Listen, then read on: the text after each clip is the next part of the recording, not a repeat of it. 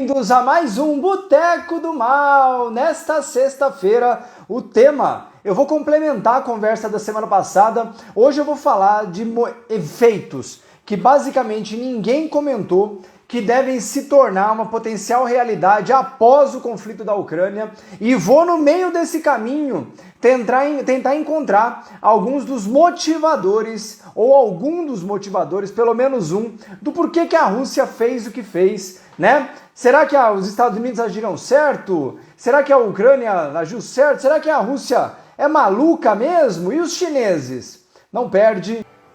Então, bom, eu tô até desconcentrado aqui já, deixa eu até voltar aqui um pouquinho, pera um pouquinho só, eu vou limpar o óculos aqui. Eu tava falando que o Biden ligou pro Putin, o Putin não atendeu, entendeu? E aí, tô enchendo o saco só, pessoal. Nessas 2 semanas que passaram, principalmente nessa última aqui, né, a gente viu uma escalada...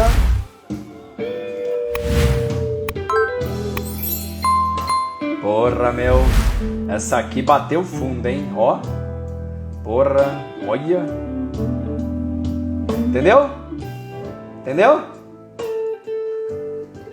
É, amigo. Para as 350 pessoas ao vivo.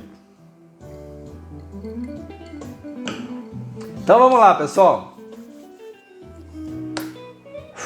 Essa última semana a gente teve uma escalada provavelmente sem precedentes, pelo menos ninguém esperava, onde o Putin, né, a Rússia, sofreu sanções de porte elevado, sanções nunca antes vistas, pelo menos não contra países centrais, né, e a coisa ficou séria, né, bastante séria, inclusive, né, então eles bombardearam muitas áreas importantes, portos, inclusive, afundaram navios de carga, até atentaram contra prédios públicos, né, na Ucrânia, e a OTAN segue ali, só observando ali, né, então isso é o ponto da questão militar. E eu não vou entrar nessa conversa, porque, de novo, eu sempre falo para as pessoas que uma das coisas que mais me incomodam é a gente ver a chuva e eu ficar descrevendo a água.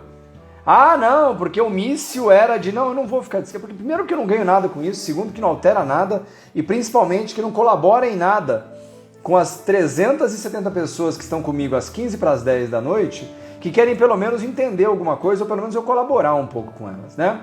E ao longo desses últimos dias, lembrando que eu aguardo a foto do seu boteco, não esquece de marcar @Maurício Bellinello, e você que está na minha live e que ainda não me segue, vai aqui em cima no nome da live aqui, ó, clica ali, vai abrir o meu nome, você pode seguir o Maurício sem sair da live, tá bom?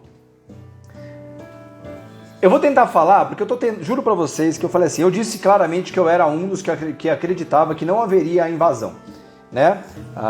Eu e a torcida do Corinthians, na verdade, os poucos que eu sei que falavam que ia ter, eram mais apostadores do que de fato acreditavam naquilo, né? O fato é que aconteceu. E aí, eu fiquei agora tentando entender o porquê que isso está acontecendo, né? Tipo, mas... Porque não é possível, cara. Assim, eu falei, cara, não é possível. A Rússia tá contra todos, né? Tá todo mundo contra ela. E ele não arreda pé, né? E, de novo, eu, pelo menos pelo pouco de história que eu estudei na minha vida, quando todo mundo começa a ridicularizar alguém, esse Putin é burro, esse Putin não tem noção, esse Putin é maluco. Adoram adjetivar como maluco, né, bicho? Um cara que tá no poder há 20 anos, na terceira nação mais importante do mundo. E eu, pessoalmente falando, e de novo, eu não tô dizendo que ele não é maluco, eu não tô dizendo que ele não é inconsequente, eu não tô dizendo que o que ele fez é bonito, porque não é nada bonito, é uma desumanidade o que foi feito. Mas ainda assim, para além dessas discussões, que não vai agregar nada nem para mim nem para vocês, porque isso a gente já sabe, eu fiquei tentando pensar o que é que tem além disso. O que é que tem? Tipo, o que tá faltando nisso, né? E eu fiquei pensando, e eu acho que eu cheguei em algumas conclusões para as mais de 400 pessoas ao vivo comigo aqui. Bom, vamos lembrar. A Rússia invade a Ucrânia, a OTAN não se envolve, o Biden fez um pronunciamento à República, lavando as mãos, falando que a OTAN e os Estados Unidos não era problema deles, mas que eles iriam realizar sanções, né, impor sanções ao Estado russo. aí, beleza, né? E todo mundo falava do tal SWIFT e tudo mais, que é o mecanismo internacional de pagamentos, né? Que de fato aconteceu, uma sanção, ou seja, bancos russos foram retirados do SWIFT ou bloqueados do SWIFT. E além disso, conforme eu falei na semana passada, os russos certamente se prepararam para isso, porque eles têm muitas reservas, 600 e tantos bilhões de dólares em reservas, ouro pra caramba. E aí, na segunda-feira, eu falei na sexta, né, da semana passada, na segunda ou na terça, não lembro agora, veio a sanção onde os Estados Unidos imporia, através da ONU, ou sei lá como é que os instrumentos que eles gostam, ou dos países parceiros, a retenção das reservas russas que estavam fora da Rússia. E esse é um ponto interessante que pouca gente sabe.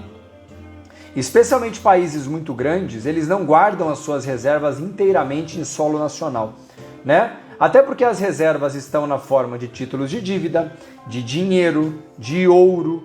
Então, muitas das vezes, esses países pulverizam, né, as suas reservas globalmente como forma de, primeiro, favorecer relações internacionais, favorecer negociações comerciais e, principalmente, reduzir o risco de concentrar isso num lugar só. Supondo, só dando um exemplo ridículo aqui, você guarda todas as suas reservas num caixa forte em qualquer lugar. Vem uma bomba e explode aquilo ali tudo. Uma bomba nuclear e explode. Acabou. Não sobra nada, né? Então essa história da pulverização tem a ver com risco também, né? Então aqui eu estou só explicando mais ou menos como funciona para vocês. E detalhe, como eu falei, a Rússia tem reservas de toda forma. Ouro, 130 bilhões e mais 600 bilhões, acho que somando os dois, na verdade dá uns 500 bilhões em moeda e títulos de dívida americano, entre outros títulos também, né? Porém, os Estados Unidos fizeram uma manobra que todo mundo chamou de genial, e eu vou chegar no fundo disso e eu acho que tem menos de genial do que parece. Os Estados Unidos bloquearam as reservas que estão em países parceiros. E só para vocês terem uma ideia, eu vou colocar aqui, isso aqui são dados do Statista, tá? Um site maravilhoso, inclusive, que mostra aonde estão as reservas russas, tá? Primeiro, toda a reserva de ouro da Rússia está na Rússia, tá? Então toda a reserva de ouro da Rússia está na Rússia. As demais reservas que estão em moedas internacionais estão fora da Rússia, incluindo a China, 14%, França com 12%, Japão com 10%, Alemanha com 9,5%, Estados Unidos guarda reservas da Rússia, 5% em instituições internacionais e 4,5% no Reino Unido, dados de 30 de junho do ano passado, dados do Banco Central da Rússia, tá? Detalhe, dessa composição total, 21,7% é em ouro, que é exatamente o que a Rússia tem em solo nacional, 32% em euro, 16,5% em outras moedas, 13% em yuan, moeda chinesa, e 16,4% em dólar.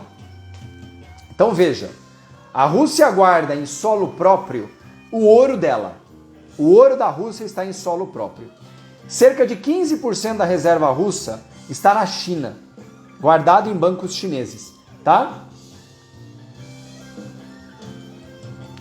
Aí você soma Japão, França, Alemanha e Estados Unidos, vai perto de 35% das reservas estão nesses lugares. 4,5%, então 40%. Está em outros lugares. E esses 40%, ou até um pouco mais, foram congelados. A Rússia não mais poderia, não pode, inclusive nesse momento, ter acesso a esse dinheiro. E de novo, muita gente disse que isso foi uma cartada de mestre, né, contra a Rússia.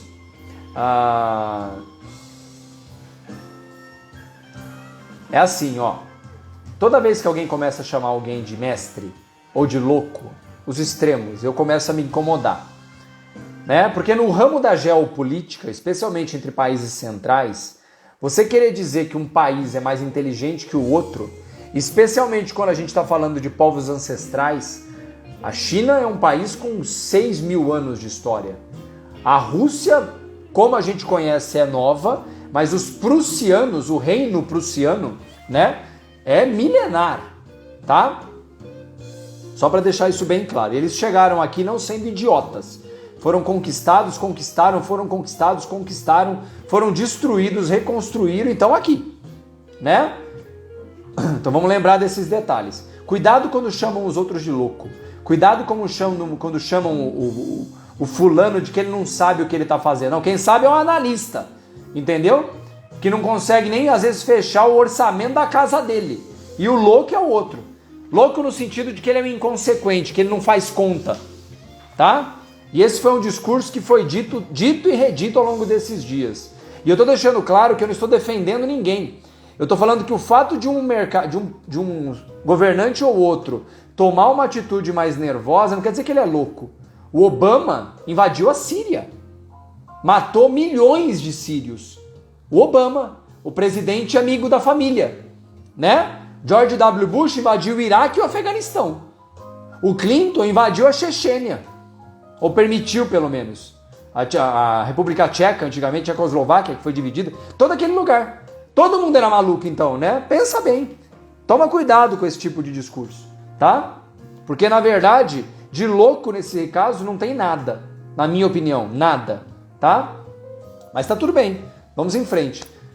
Foram congelados as reservas internacionais da Rússia, parte delas. Isso traz um problema gravíssimo.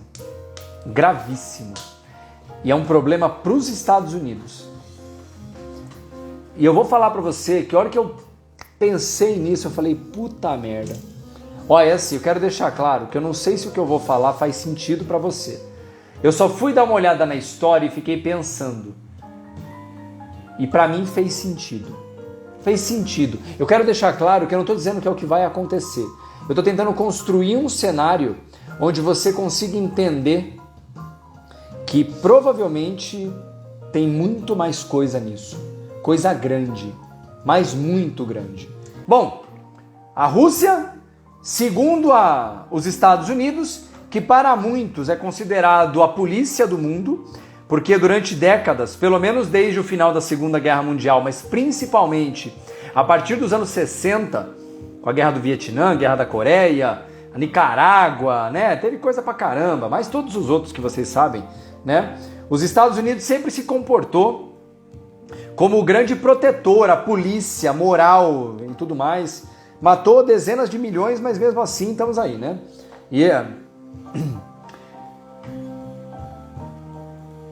Nesse momento, o que os Estados Unidos fizeram é uma tentativa de fazer de novo. Impuseram sanções de grande porte na Rússia, que nunca haviam sido imputadas a nenhum país central, leia-se Rússia, China, Estados Unidos, Alemanha pós-guerra, Japão pós-guerra, né? Países centrais e na situação mais moderna que a gente tem agora. Eu fico imaginando, agora eu vou tentar construir o pensamento com vocês, eu quero que vocês tentem entender. Tá bom, a Rússia sofreu essa sanção, né? E aí eu lembro da China. Eu fico imaginando a China, olhando assim, eu tô aqui sentado em $1 trilhão em treasuries. 1 trilhão, é isso que a China tem. 1 trilhão de treasuries americanos. E eu tenho 400, 500 bilhões em título de dívida da União Europeia. Se amanhã eu olhar meio torto para Taiwan, eles vão bloquear também a minha reserva? Entenderam? Pegou a ideia? E não é só a China que deve estar pensando isso, né? Deve ter mais gente pensando isso. Porque, cara, a Rússia viu, ela está servindo de exemplo, mas tem gente olhando e falando assim, eu posso ser o próximo. Gente que não é alinhado com os Estados Unidos. E que não precisa ser a China, né? Então quer dizer que se eu der um passo fora, eles vão realizar um armistício financeiro, transformar dinheiro ou as organizações financeiras em uma arma de guerra, é isso? Porque esse é o ponto. Quando você congela esses ativos, você impossibilita, ou tecnicamente tenta, que os países se movam, que os países literalmente quase morram por inanição, por sufocamento. Né? Entendeu a ideia? Então veja que interessante. Especialmente a partir de 73, quando acaba Bretton Woods, lembrando, para as 500 pessoas da Vem Brasil, muito obrigado, Brasil, não esquece do print aí, por favor, obrigado. Para quem não se recorda, Franklin Delano Roosevelt, dos anos 30, institui o tabelamento do preço do ouro e transformou o ouro nos Estados Unidos em crime se você tivesse ouro em casa. Um grande confisco de ouro. E a partir daquele momento eles tabelaram o preço do ouro e passaram a emitir moedas, o dólar, que era lastreado em ouro. Já era antes, mas aí isso garantiu. Beleza. Em 73, acabou o gás e um grande prêmio Nobel teve a brilhante ideia de propor ao Nixon o fim do acordo de Bretton Woods, que criava a conversibilidade do dólar em ouro. E a partir daquele momento, quem lastreia o dólar é a confiança na economia americana. E, nesse sentido, se o que lastreia o dólar é a confiança na economia americana, e todo mundo quer vender para os Estados Unidos ou comprar dos Estados Unidos, o dólar se torna, de forma definitiva, principalmente a partir dos anos 70, a grande reserva internacional, né? E inclusive considerado reserva de valor. Se eu tenho dólar em qualquer lugar do mundo, eu compro qualquer coisa, certo? Porém, a partir desse momento, com o sistema tendo sido militarizado, porque quando você institui que agora eu sou o cara que pode controlar quem terá dinheiro, porque o dinheiro seu está comigo e eu não vou te devolver ele. É bom lembrar, isso não é a primeira vez que acontece. O Irã, por exemplo, agora passa por está nesse instante, passa por uma coisa muito semelhante. Ele não tem mais aceito, mas países grandes nunca passaram com isso, né? E quem são os gigantes? Diz aí pra mim, quem são os gigantes que guardam dólares em reserva? Você sabe quem são? Os gigantes que guardam dólares em reserva?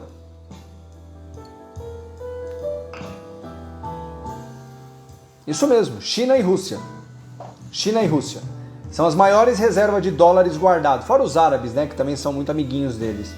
Mas fique imaginando, o que vem por aí nesse sentido? Quem guarda dinheiro, o Brasil é um deles, tá? Parte das reservas internacionais brasileiras está em títulos americanos ou em dólares. Fora do Brasil, um pedaço pequeno. Então quer dizer o seguinte, a partir de agora, se eu sou amiguinho dos Estados Unidos, tá tudo lindo. Não, né? Você é meu amigo, meu brother. Você é meu brother, entendeu? Sou seu brother. Aí, ó, ele vem me visitar, aí, ó. Sou amigo, entendeu? Amigo, nós somos amigos, entendeu? Mas, se você não for, novas armas não militares serão empregadas. O que aconteceu agora é uma mudança na forma com que a guerra é conduzida. Além da invasão militar, foi utilizado o sistema internacional de finanças para atacar um país. E é a primeira vez que isso é utilizado desde a Segunda Guerra Mundial. E tem um detalhe, isso se aplica de forma direta à China. Direta. E tem um detalhe, a China sabe disso. A China sempre soube disso. O problema é que o que sempre se soube, agora se viu. Entende? Então olha que interessante, tem um outro detalhe. Ter dinheiro no banco, historicamente, era reserva de valor. Eu tô com meu dinheiro, eu tô no banco, o dinheiro é meu, o banco não vai fazer, o governo não vai confiscar, se bem que quem mora no Brasil não sabe bem que não é bem assim, mas globalmente ninguém nunca teve essa ameaça, né? O problema é que especialmente em países centrais, as taxas de juros são negativas há muitos anos. O que isso significa? A taxa de juros paga pelo governo, descontando a inflação, significa diretamente que se você deixar dinheiro no banco, você vai perder dinheiro. Perder dinheiro. Entende? Perder dinheiro. E tem um detalhe. Nos últimos momentos que a gente tem visto aqui, como no Canadá, por exemplo, agora, no Canadá, neste instante, o Canadá está realizando um confisco parcial do patrimônio das famílias canadenses. Você sabia disso? No Canadá? Confisco de dinheiro. Não pode sacar, mas regras totalmente específicas lá.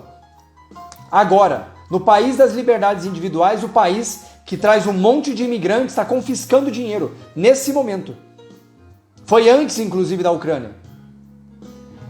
O detalhe é, para todo mundo, especialmente a partir desse momento agora que os Estados Unidos se colocaram, seu dinheiro já não é exatamente seguro no banco. E não importa aonde.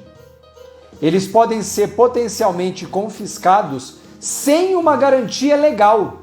Porque, por exemplo, o dinheiro da Rússia agora está confiscado. Ela não tem como entrar com um processo, ela não tem como questionar, ela não tem como fazer nada. Foi unilateralmente confiscado.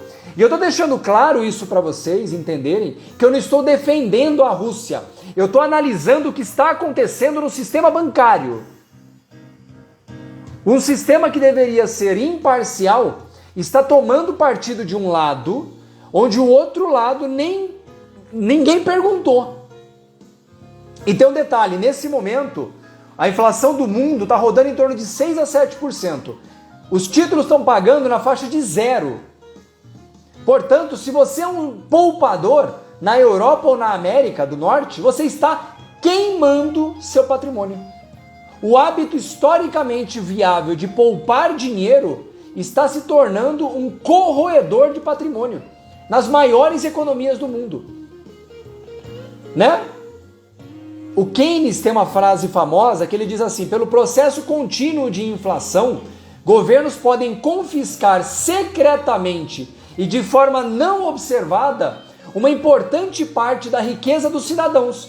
E agora olha que legal, eu tenho inflação, eu tenho juro zero e eu tenho agora a hipótese de um banco, de um instrumento que pode, em última instância, confiscar meu dinheiro em qualquer lugar do mundo. Isso é maluco? Você está tornando ilógico o hábito de poupar. Ele se tornou ilógico. Então, detalhe. Os bancos centrais já não conseguem nem garantir o dinheiro dentro. Porque se houver um ato unilateral de um organismo político que ordene o confisco, o Banco Central não tem poder algum. Algum.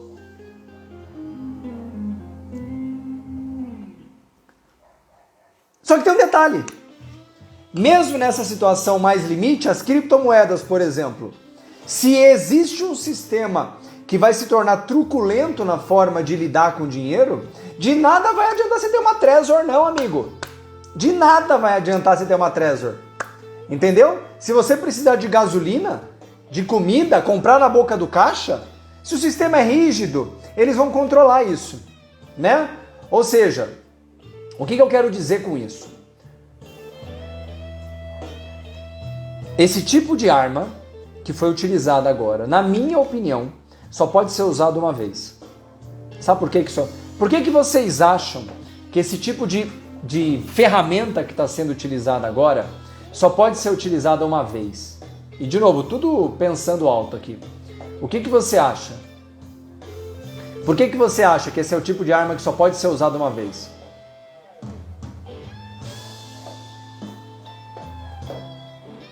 Se coloque no lugar da China. A China não sofreu nada ainda, certo? A China não sofreu nada até agora, nada. O que você acha que a China está fazendo neste instante, enquanto conversamos? O que você acha que a China vai fazer? Detalhe interessante, a Rússia, olha como são as coisas. A Rússia, ela foi excluída do SWIFT, né? Não. Olha como o problema fica maior. E fica bem maior. Agora você segura, viu? O Sherlock mal aqui foi atrás das histórias. 7 bancos russos foram excluídos do SWIFT. 7. Eles representam mais ou menos 25% do sistema bancário russo. 7 bancos. Tá? E tem um detalhe.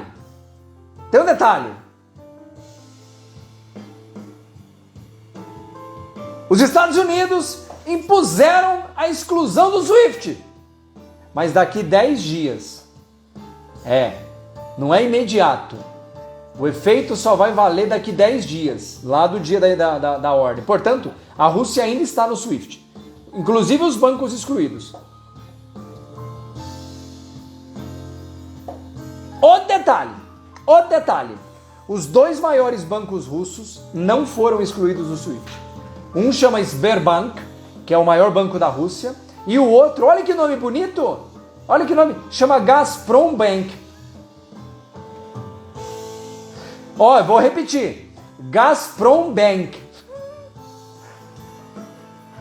São os bancos que basicamente dominam o setor de gás e óleo nos Estados Unidos. São os gigantes financeiros russos e eles estão de fora. Adivinha o que a Rússia vai fazer em 10 dias? Já está fazendo. O que a Rússia vai fazer em 10 dias quando os 7 bancos tiverem que ser excluídos do SWIFT? O que eles vão fazer?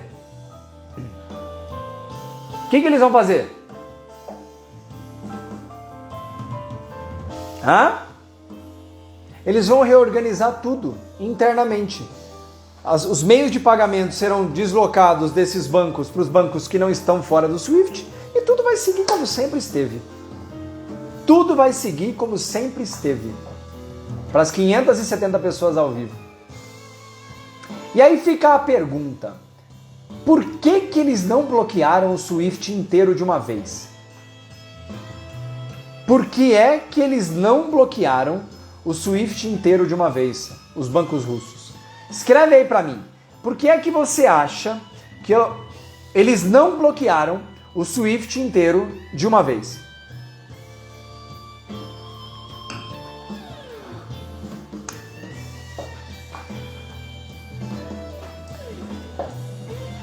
Dois motivos. O primeiro deles, e mais importante, a Rússia vende gás e petróleo para a Europa e para outros lugares. E não tem substituto. Se a Rússia parar de vender amanhã, a Europa vai ficar no escuro. Boa parte da Europa vai ficar... 40% da Alemanha depende da Rússia. 40%. Da Alemanha, o maior país da Europa. Certo? Então, primeiro, não é uma hipótese. E segundo, um B. Se eles fechassem isso, os europeus iam ter que comprar gás com um pacote de ouro, então, né? Com sacola de ouro, porque não tem o que fazer. Porque eles só podem comprar dos russos. Eles vão pagar com o quê? Tem que pagar no banco, né? Vai fazer transferência. Então o primeiro ponto é isso para não falar de implicações militares. Eu não vou entrar em implicações militares. Eu não vou entrar nessa conversa, porque isso é o que essa cambada fica falando o tempo inteiro e eu não vou descrever a água da chuva. Eu estou tentando pensar no sistema para que a gente consiga delinear o que é que pode acontecer. Já mostrei várias coisas. Então, primeiro, quem vai comprar o petróleo ou o gás russo tem que pagar. E vai pagar em quê? Em pacote de ouro? Não vai. Tem que pagar em dinheiro. E, portanto, se eles desligassem o sistema bancário russo, a Europa estava no escuro. Entendeu? Ou tinha que levar ouro de carriola para os russos, né? Segundo ponto. O Sberbank, por exemplo, é um banco que tem uma operação grande na Europa, que é o maior banco da Rússia, o Sberbank. Ele tem uma operação grande, só que tem um detalhe. Se eventualmente eles bloqueassem esse banco de verdade, os depositantes que têm dinheiro nesse banco na Europa teriam sido atingidos, não russos, porque lembrando, é um banco com operações na Europa. Tem um monte, milhões de europeus que têm dinheiro nele. Entendeu? Tem muito dinheiro lá. Para 600 pessoas. Ah, vem Brasil! Tá obrigado, Brasil! Tira o print dos 600 aí. Só que na Europa tem um detalhe. Se o dinheiro for bloqueado, os correntistas podem acionar o que eles chamam de um seguro de depósitos. Entidades seguradoras, securitizadoras, teriam que repor o dinheiro, parcialmente ou integralmente, para os depositantes europeus. Você tem noção do problema de securitização que aconteceria na Europa se as seguradoras tivessem que bancar dinheiro que literalmente não pode ser retirado? E os europeus têm direito adquirido sobre o dinheiro. Vocês imaginaram no tamanho da dor de cabeça se eles fizerem isso? É isso. É mais ou menos como funciona o FGC, mas não é o FGC. É algo semelhante, mas é de dinheiro em conta. Entende? É quase a mesma coisa, só é diferente o detalhe dele. Eu gosto de lembrar que eu não acreditava que essas sanções viriam. Não mesmo, mas assim, eu fui um dos que disse que não acreditava e, para ser mais sincero, eu mais torcia do que não... Porque eu sei que as dores de cabeça. E eu, para ser muito sincero, eu acho que os russos não esperavam as sanções financeiras nesse nível. Não esperavam, não agora. Sendo muito sincero, eu acho que não. Eles inclusive foram mais com sede ao pote, minha opinião, posso estar errado, é só uma opinião. Porque eles não acreditavam nisso.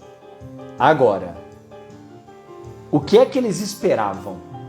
Eles não esperavam as sanções financeiras, mas o que é que eles tinham certeza e eles estavam certos? Escreve para mim aí o que é que você acha que os russos esperavam e eles acertaram. E acertaram assim na veia. Esse é o ponto da brincadeira. As ferramentas financeiras que estão sendo utilizadas são militares. Eles não esperavam desse jeito, na minha opinião. O que é que eles esperavam? Claramente, o que é que eles esperavam? Mas assim, eu não tenho dúvida que eles esperavam, que era líquido e certo. Eles jamais acreditaram que os europeus ou a OTAN bloqueariam o petróleo e o gás. Eles tinham certeza disso e eles acertaram. Então, eles jamais abririam mão do petróleo e do gás. Jamais abririam. E não deu outra. E tem um detalhe interessante, aquele gasoduto Nord Stream 2, que viria pela Rússia entrando na Alemanha, e falei na semana passada que existe um outro gasoduto que vai sair por Lugansk e Donetsk e que vai entrar na Europa pelo sul, pela Grécia e pela Itália. Por mais que eu acho que ele não é o foco, ele vai acabar se tornando um veículo do quê? Bloquearam o Nord Stream 2, a empresa parece que vai à falência, né? O que vai fazer? O que vai acontecer agora a partir disso? Nord Stream não vai sair, vão tentar impor mudanças no regime ucraniano. O que é que vai acontecer a partir disso? E essa é a brincadeira, é aqui que a brincadeira vai ficar legal para a Rússia. Isso é o que ninguém entendeu. Ninguém entendeu. O Nord Stream era um gasoduto de grande porte que iria transportar gás diretamente pelo Mar do Norte, né? Entrando pela Finlândia ali. O que vai acontecer com o preço do gás na Europa? O que é que vai acontecer com o preço do gás na Europa? Porque, de novo, você não vai querer comprar por gasoduto? Puta merda! Não querem comprar mais com gasoduto, cara. Não querem, cara. Não querem. Você tá triste? Fala pra mim. Você tá triste? Eles não querem comprar mais com gasoduto. Você tá triste? É, né? Mas é gasoduto, gastou lá não sei quanto, né? É, entendi. Entendeu?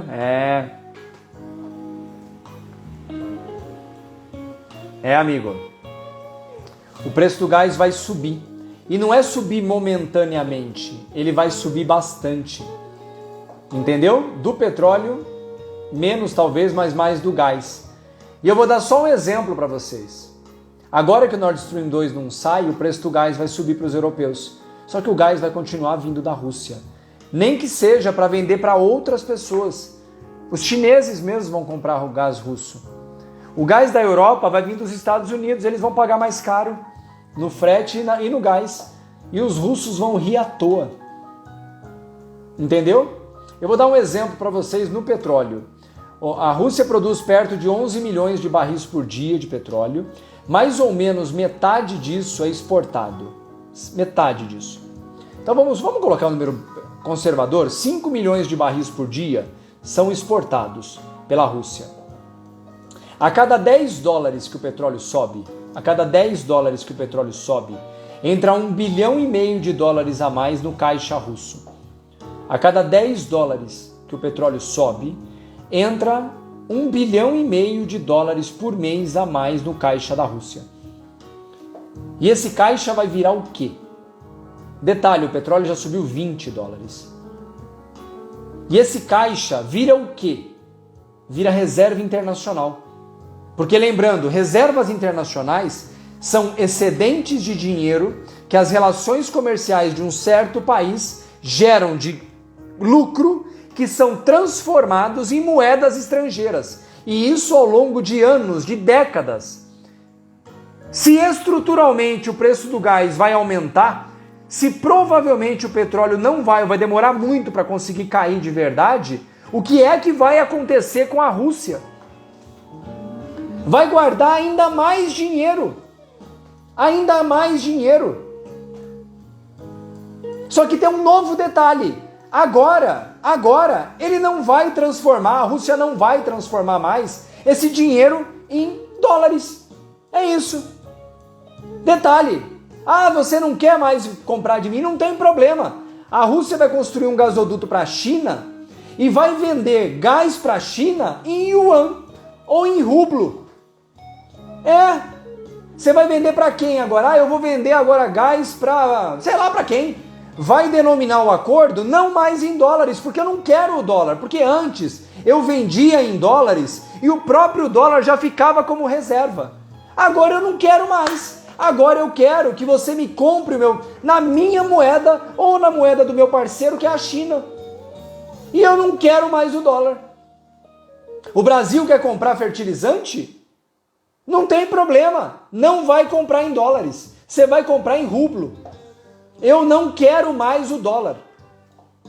E a China e a Rússia vão fazer isso. Detalhe, no Brasil já existem contratos de soja, de venda de soja para a China, denominados em yuan. O agricultor brasileiro recebe em yuan. Você sabia disso? O que eu acho que vai acontecer a partir de agora, e foi uma peça muito perigosa que o dólar fez, que os Estados Unidos fizeram, pode iniciar um processo de, primeiro, uma enorme incerteza de manter reserva internacional numa moeda que pode ser confiscada, sem a minha vontade. Segundo, a saída de reservas internacionais de países que não são o dono da reserva. Lembrando, o maior estoque de ouro do mundo de reservas internacionais está na Inglaterra. Está em Londres. São dois do JP Morgan, são um dos maiores, e o outro é do HSBC. Os maiores vaults, os maiores cofres de ouro do mundo estão em Londres e em Nova York. A gigantesca maioria dos países que tem ouro em reserva guarda nos cofres do JP Morgan e do HSBC em Londres e em Nova York. A reserva é sua, mas está longe. E, portanto, se é sua e está longe, não é sua.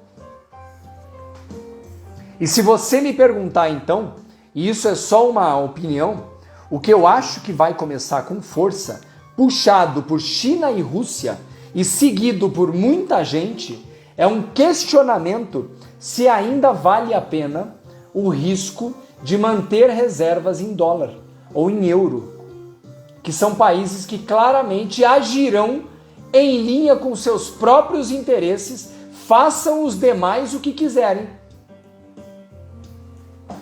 E nesse sentido, para 600 pessoas ao vivo, Brasil, obrigado. Tira o print, tira o print. Aqui, ó. Tira o print, entendeu? As pessoas vão questionar. E nesse sentido, na minha opinião, inclusive, porque na minha opinião os Estados Unidos estão passando pela fase mais fragilizada geopoliticamente, financeiramente da sua história, pelo menos da história moderna dele, sem falar obviamente no século XIX, século XVIII, que é outra história. É a fase mais fragilizada deles da história. E essa situação pode formar o que a gente poderia chamar de uma tempestade perfeita, que esse tiro pode sair pela culatra.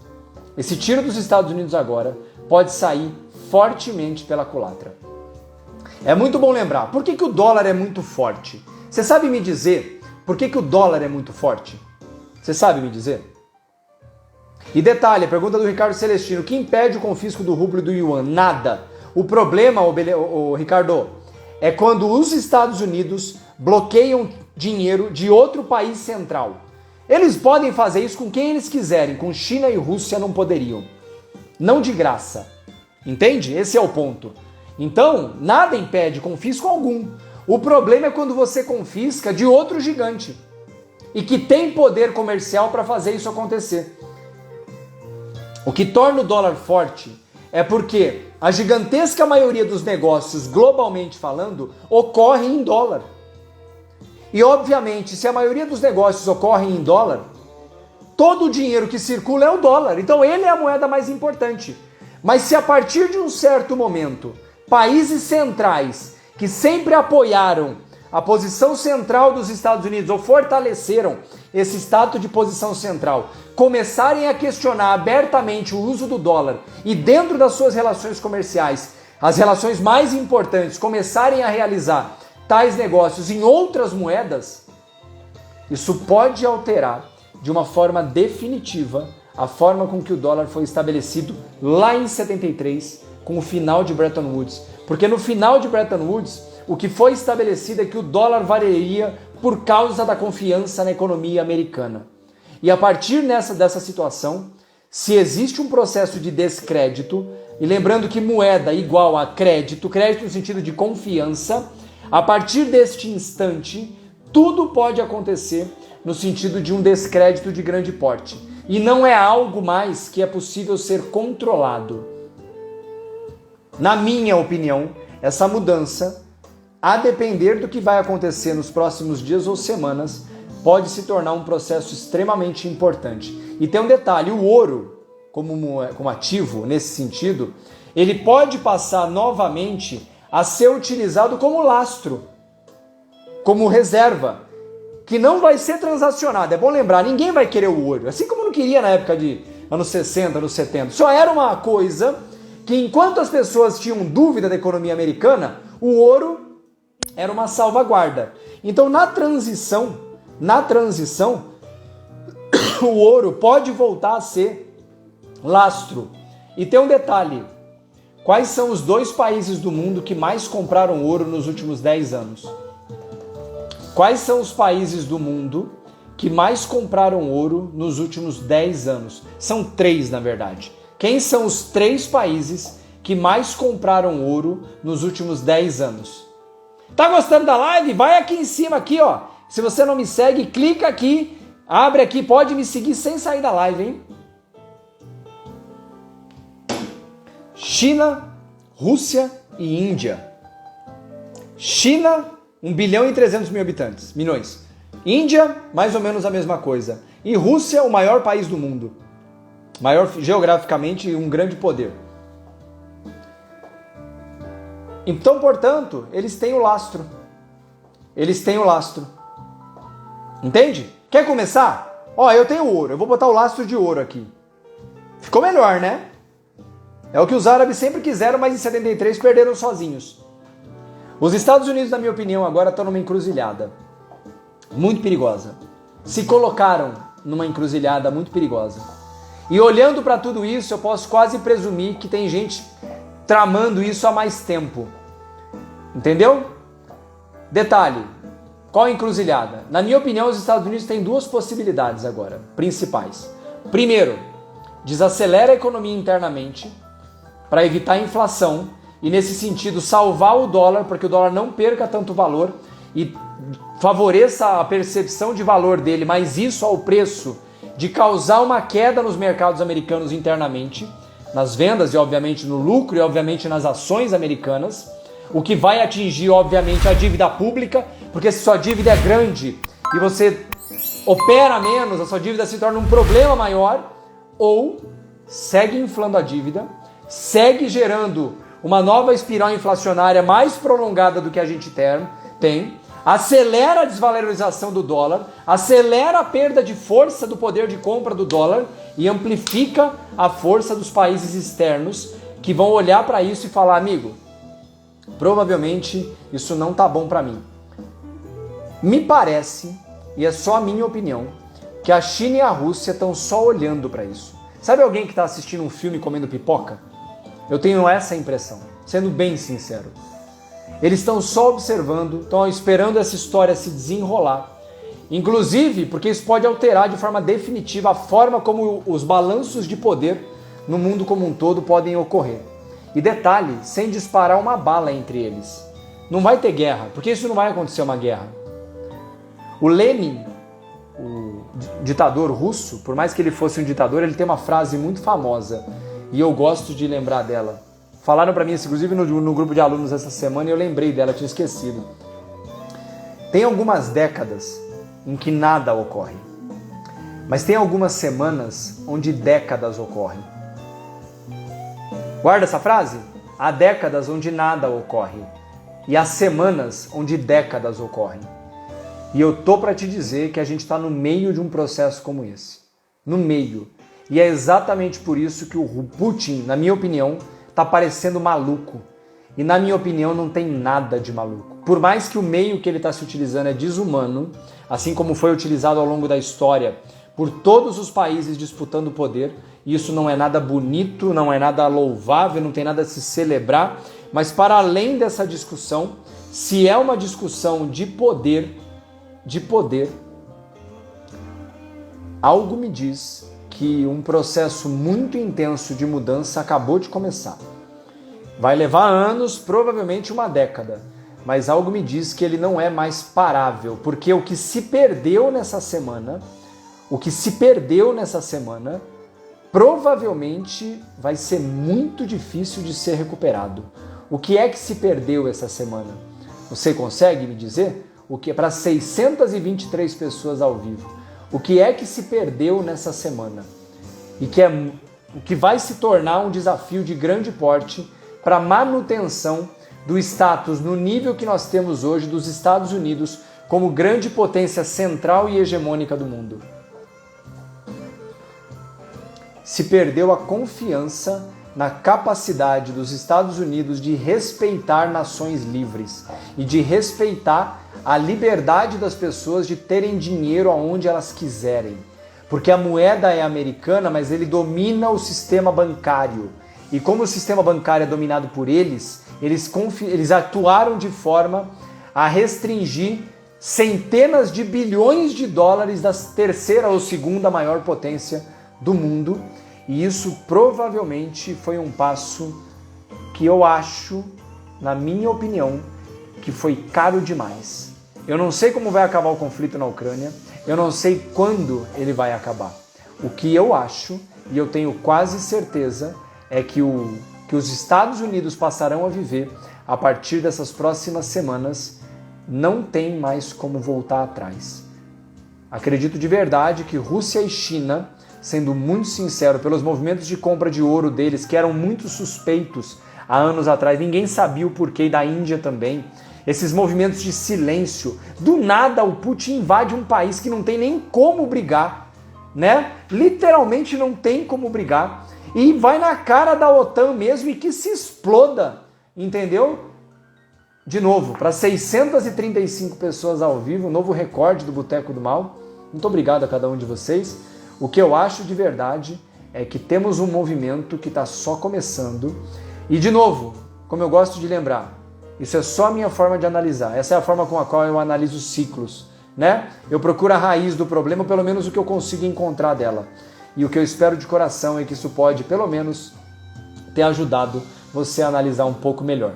Para você que gosta disso tudo, quer aprender comigo, vai lá no site do curso de commodities, está na minha bio. Dia 20 de março agora eu tenho turma. É tudo que eu vendo. É tudo que eu vendo. Quer aprender? É ali que você vai ver como é que eu analiso o mercado. Mas o meu boteco é de graça para quem quiser chegar.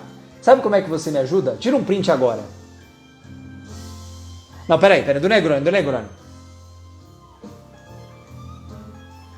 Compartilha na sua timeline, nos seus stories, é de graça. Coloca @Maurício Bellinello, me marca, diz por que você gostou, diz se eu falei bobagem, não tem problema. Como eu lembrei, nada do que eu disse aqui é verdade absoluta, é só a minha opinião sobre o que quer que seja que eu acredito disso tudo. Mas lembra, eu quero que você possa me ajudar. Traz mais gente para ouvir. Semana que vem vai ter de novo o boteco, já estou adiantando para você, tá? Eu não vou sair dessa, enquanto essa situação persistir, a gente vai continuar cavando.